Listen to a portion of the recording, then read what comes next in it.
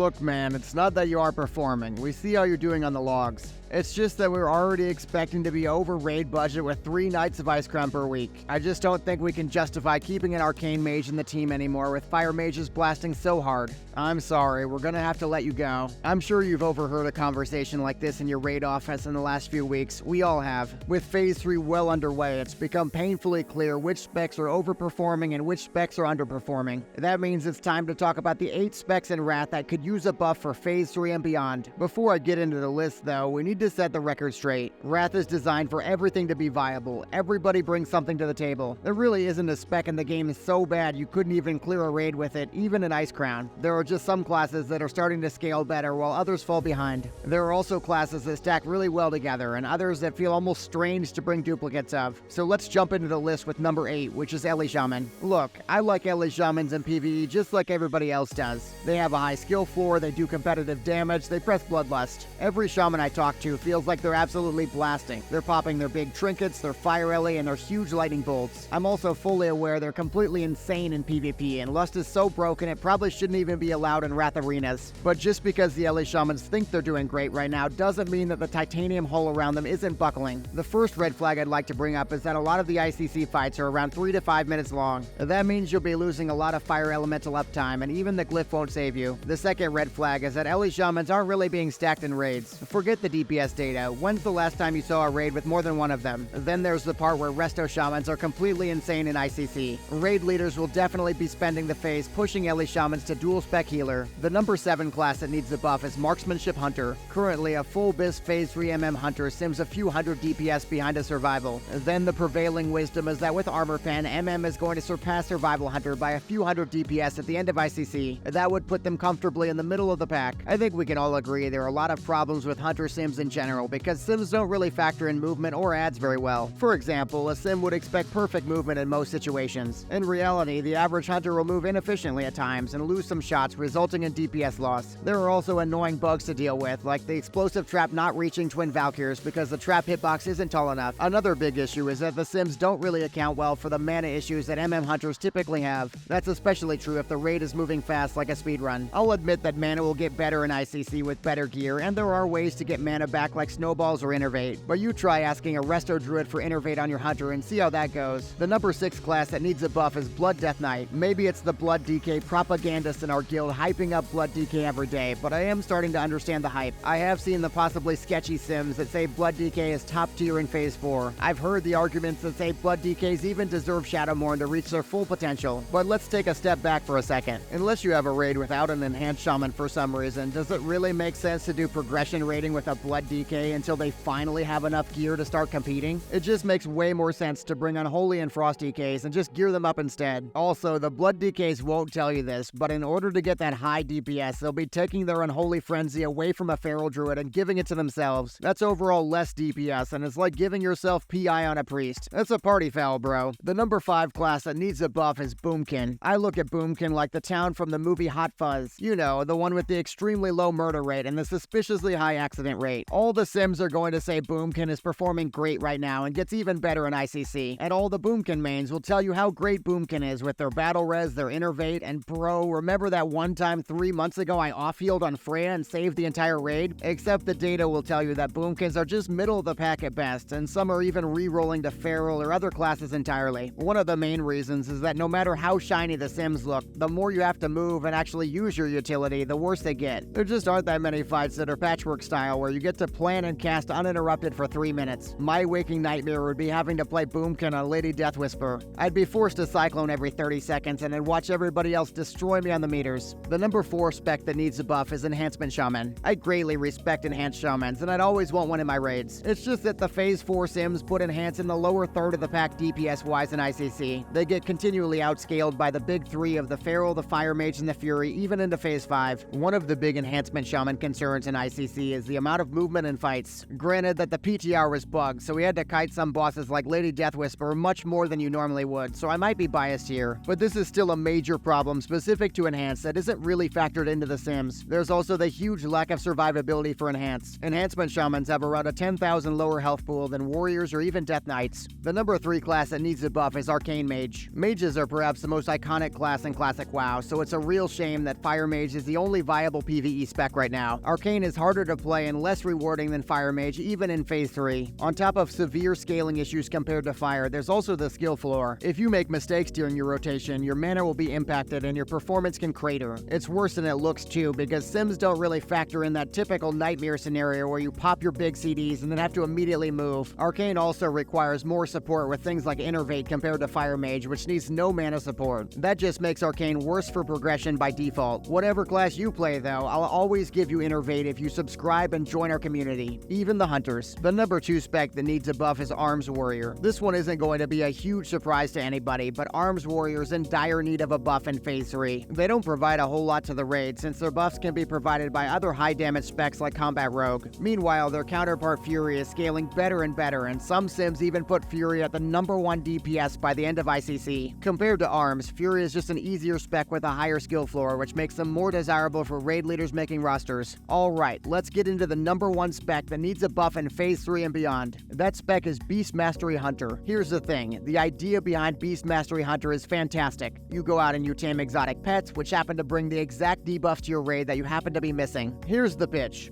Maybe my warrior hates sundering in the raid, so I tame a worm. Then the worm applies sunder throughout the raid so the warrior can chill. Meanwhile, on my BM Hunter, I'm also providing a 3% damage buff and really solid damage. That pitch sounds great, except that the solid damage part never happened with BM Hunter, and they're the laughingstock of the expansion. The Sims currently place BM Hunter over 1500 damage lower than survival right now, which is just really hard to justify taking to a raid. Even great class design is pointless if you won't be able to provide relevant DPS on gear and DPS checks like a Nubarak or Lord Marogar in Icecrown. If you want tips to get as prepared as possible for Phase 4 before it comes out, make sure to check out my Phase 4 video covering all the systems everybody will be talking about soon.